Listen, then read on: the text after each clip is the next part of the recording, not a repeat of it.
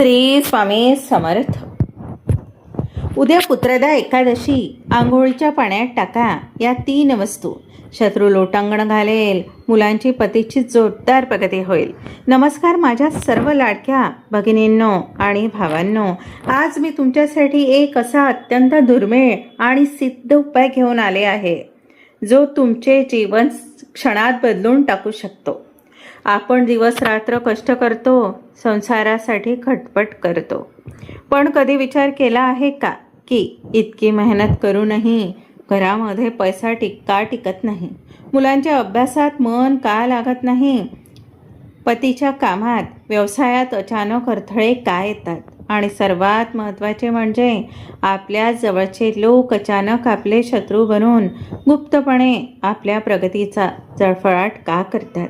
होय, या सगळ्या प्रश्नांचे उत्तर आणि या सर्व समस्यांचा एकच महाउपाय उद्याच्या अत्यंत पवित्र असा पुत्रदा एकादशीच्या दिवशी लपलेला आहे. उद्या आंघोळ करताना फक्त तुमच्या पाण्याच्या बादलीत या 3 वस्तू टाकायच्या आहे. हो, फक्त 3 वस्तू. हा कोणताही जादूटोणा नाही, तर आपल्या प्राचीन शास्त्रात सांगितलेला अत्यंत प्रभावी आणि अत्यंत सोपा धार्मिक उपाय आहे. जर तुम्ही हा उपाय उद्याच्या एकादशीला नियमाने केला तर तुमचा सर्वात मोठा शत्रू तुमच्या समोर लोटांगण घालेल. मुलांची आणि पतीची अशी जोरदार प्रगती होईल की पाहणारे बघतच राहतील.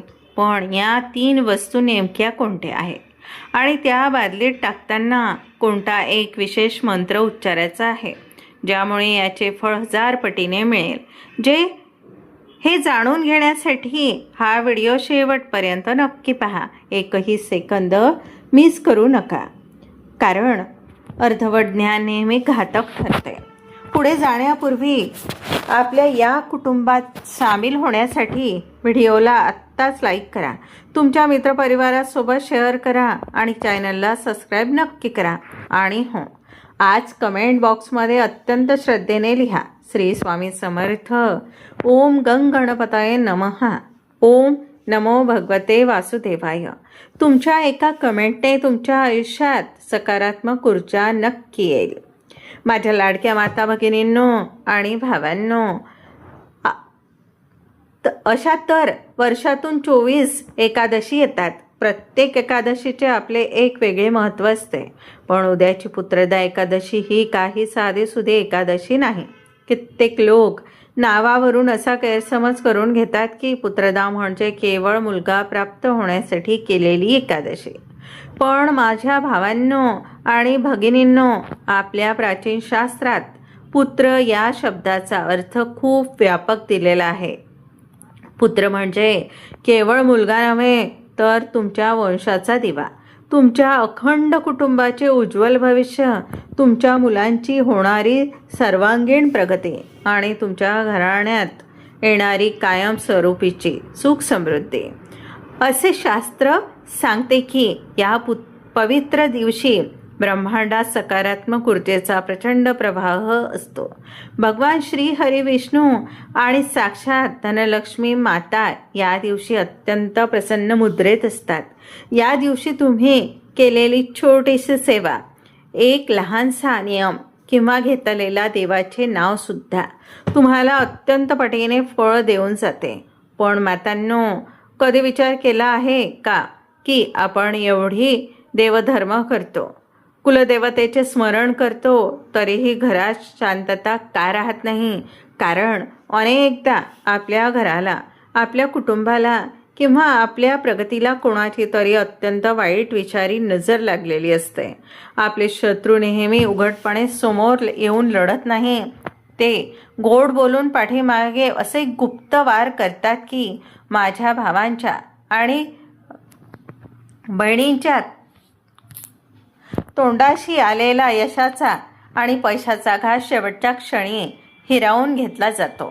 मुलांची बुद्धी चालत नाही, अभ्यास करूनही ऐन परीक्षेच्या वेळी ते विसरून जातात किंवा त्यांना अपयश येते. घरामध्ये कारण नसताना चिडचिड, भांडणे, सततचे आजारपण आणि पैशाची तंगी राहते. तुम्हाला माहीत आहे का मातांनो आणि भगिनींनो, ही सर्व काळा सावली किंवा नकारात्मक ऊर्जा हळूहळू आपल्या शरीराभोवती म्हणजेच ओरा आणि आपल्या संपूर्ण घरात साचून राहते. ही नकारात्मकता एखाद्या अदृश्य भिंतीसारखी उभी राहते. जोपर्यंत ही नकारात्मक ऊर्जा तुमच्या शरीरातून आणि घरातून बाहेर पडत नाही तोपर्यंत तुम्ही कितीही तास देवाची पूजा करा, कितीही कडक उपवास करा किंवा अहोरात्र कष्ट करा, तुम्हाला तुमच्या मेहनतीचे पूर्ण फळ कधीच मिळणार नाही. म्हणून उद्याचा या अत्यंत पवित्र पुत्रदा एकादशीच्या ब्रह्ममुहूर्तावर आंघोळ करतानाही साचलेली वाईट ऊर्जा मुळात सगळं उपटून टाकणे अत्यंत गरजेचे आहे. आता मी तुम्हाला त्या 3 अतिशय गुप्त आणि पवित्र वस्तूंबद्दल सांगणार आहे, ज्या तुमच्या घरातच अगदी सहज उपलब्ध आहे. तेव्हा या वस्तू तुम्ही उद्या सकाळी आंघोळीच्या पाण्यात टाकाल तेव्हा असा काही चमत्कार घडेल की घरातील सर्व वाईट शक्ती आणि नकारात्मकता क्षणात जळून भस्म होईल. चला तर मग माझ्या लाडक्या मातांनो आणि भगिनींनो, आता अगदी एकाग्रतेने लक्ष देऊन ऐका. हवे असल्यास घरातील एका कागदावर आणि पेनाने या 3 वस्तू लगेच लिहून घ्या, जेणेकरून उद्या सकाळी उपायाच्या वेळी तुमची कोणतीही धावपळ किंवा चूक होणार नाही. पहिली वस्तू आहे ती म्हणजे थोडेसे कच्चे दूध आणि चिमूटभर हळद. विष्णू, लक्ष्मी कृपा आणि भाग्योदयासाठी पहिली वस्तू आहे आपल्या स्वयंपाकघरातील हळद आणि कच्चे दूध. माझ्या माता भगिनींनो, हळद ही केवळ मसाल्याचा पदार्थ नाही, तर ती साक्षात भगवान श्री हरी विष्णूची अत्यंत प्रिय वस्तू आहे. ज्योतिषशास्त्रात हळदीचा संबंध गुरुग्रहाशी जोडला गेलेला आहे. ज्याचा गुरु ग्रह मजबूत असतो त्याच्या घरात कधीही पैशाची कमतरता भासत नाही. माझ्या भावांच्या व्यवसायात, दुकानात आणि नोकरीत अफाट यश मिळते. अनपेक्षित धनलाभ होतो आणि कच्चे दूध हे साक्षात माता लक्ष्मीचे आणि चंद्राचे प्रतीक मानले जाते. अनेकदा काय होते सांगते, ऐका. नेमके काय करायचे?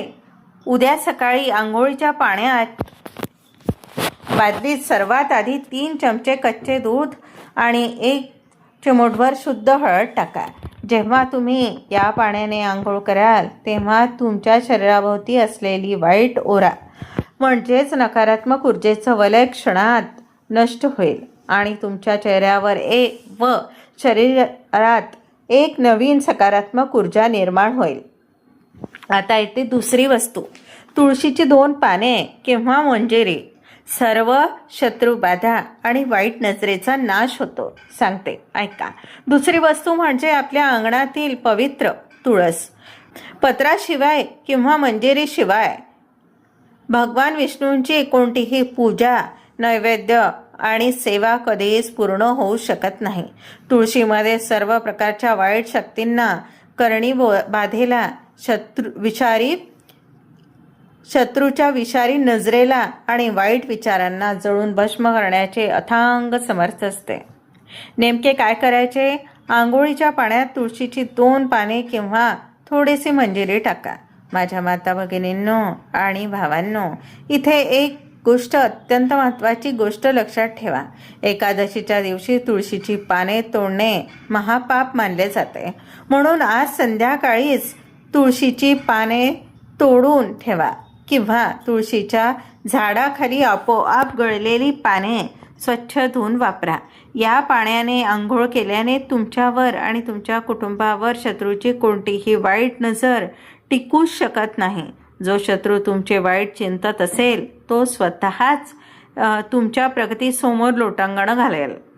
तिसरी वस्तू येते ती म्हणजे सर्वात महत्त्वाची व गुप्त वस्तू, पवित्र गंगाजल आणि चिमूटभर काळे तीळ. पितृदोष मुक्ती आणि बंद नशीब उघडण्याचा महाउपाय आहे हा. सांगते, ऐका.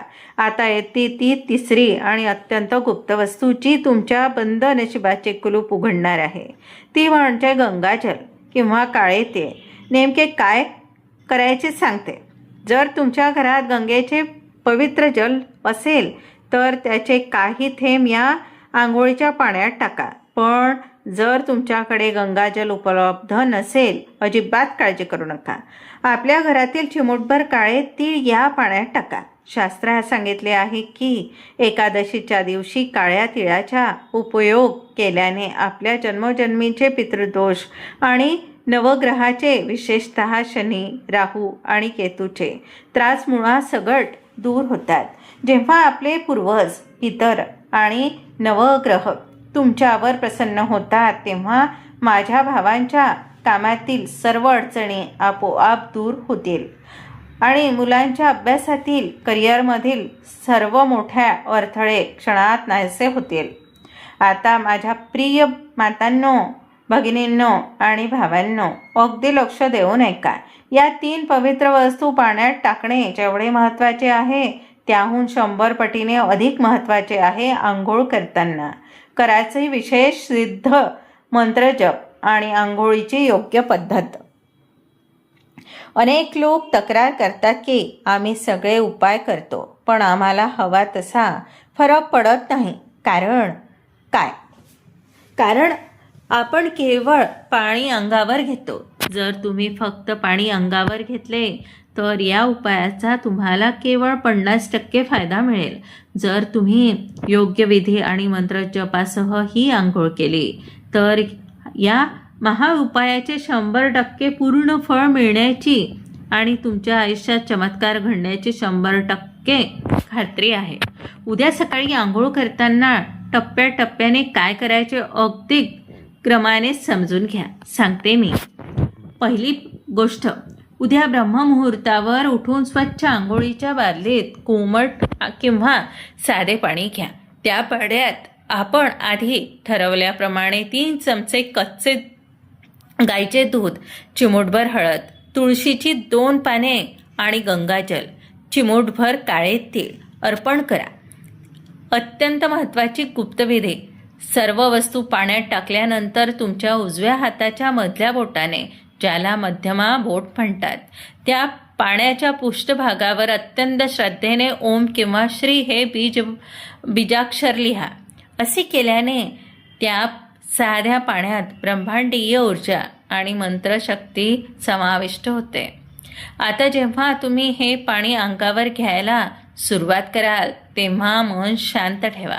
पाणी अंगावर घेताना मनातल्या मनात किंवा स्पष्ट प्रसन्न आवाजात अत्यंत श्रद्धेने ओम नमो भगवते वासुदेवाय किंवा श्री स्वामी समर्थ या महामंत्राचा किमान 11 वेळा किंवा 21 वेळा जप करा. आंघोळ करताना मनात असा दृढ भाव ठेवा, हे श्री हरिविष्णू, हे साक्षात स्वामी राया, या पवित्र जलाने माझ्या शरीरातील आणि आयुष्यातील सर्व नकारात्मकता, दारिद्र्य, दुःखाची छाया, शत्रूने केलेली वाईट नजर, आजारपण आणि सर्व अडथळे वाहून जात आहे. माझे आणि माझ्या संपूर्ण कुटुंबाचे शरीर व मन पूर्णपणे शुद्ध होत आहे. सकारात्मक ऊर्जेने भरून निघत आहे. माझ्या मातांनो आणि भावांनो, तुम्ही स्वतः उद्या हा प्रयोग करून पहा. ही आंघोळ पूर्ण झाल्यानंतर तुम्हाला शरीराने आणि मनाने इतके हलके, ताजेतवाने आणि प्रसन्न वाटेल की जणू काही वर्षे साचून तुमच्या डोक्यावर व दुःखाचा जे साचलेलं होतं डोंगर, चिंतेचा प्रचंड मोठा भार क्षणात उतरला आहे. तुमच्या घरात एक वेगळीच शांतता आणि सकारात्मकतेची लहर तुम्हाला स्वतःला जाणू लागेल. आंघोळीच्या या महाउपाय व्यतिरिक्त उद्याच्या दिवशी मुलांच्या आणि पतीच्या प्रगतीसाठी आणखीन 2 विशिष्ट सोपे उपाय नक्की करा. पहिला उपाय मुलांच्या बुद्धी आणि प्रगतीसाठी. उद्या संध्याकाळी विष्णू किंवा बालकृष्णाच्या मूर्तीसमोर तुपाचा दिवा लावा.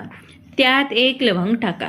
मुलांच्या हातातून देव्हाऱ्यात 1 पिवळे फूल वाहून घ्या. त्यामुळे मुलांची अभ्यासात एकाग्रता वाढते आणि त्यांचा विकास वेगाने होईल. दुसरा उपाय पतीच्या प्रगतीसाठी आणि शत्रुनाशासाठी. पतीच्या कामात यश मिळावे म्हणून उद्या तुळशीच्या रोपाजवळ गाईच्या तुपाचा दिवा लावा आणि तुळशीला 7 प्रदक्षिणा घाला. प्रदक्षिणा घालताना शत्रूच्या त्रासापासून मुक्ती मिळावी आणि पतीला यश मिळावे अशी प्रार्थना करा. या उपायाने शत्रू आपोआप शांत होतो आणि पतीच्या प्रगतीचे नवे मार्ग उघडतात. जर तुम्हाला हा व्हिडिओ आवडला असेल आणि उपयुक्त वाटला असेल तर व्हिडिओला आत्ताच लाईक करा आणि आपल्या नातेवाईकांना मित्रमैत्रिणींना शेअर करायला अजिबात विसरू नका, जेणेकरून त्यांनाही या पुण्यकर्माचा लाभ मिळेल. अशाच नवनवीन आणि प्रभावी धार्मिक उपायांसाठी आपल्या चॅनलला सबस्क्राईब नक्की करा आणि शेजारील घंटीचे बेल आयकन बटन दाबा. शेवटी भगवान विष्णू आणि माता लक्ष्मीची कृपा तुमच्या कुटुंबावर सदैव राहो ही स्वामींच्या चरणी प्रार्थना कमेंट बॉक्समध्ये नक्की लिहा. श्री स्वामी समर्थ. ओम गंगणपतये नमः. ओम नमो भगवते वासुदेवाय. धन्यवाद. भेटूया पुढच्या व्हिडिओमध्ये. तोपर्यंत श्री स्वामी समर्थ.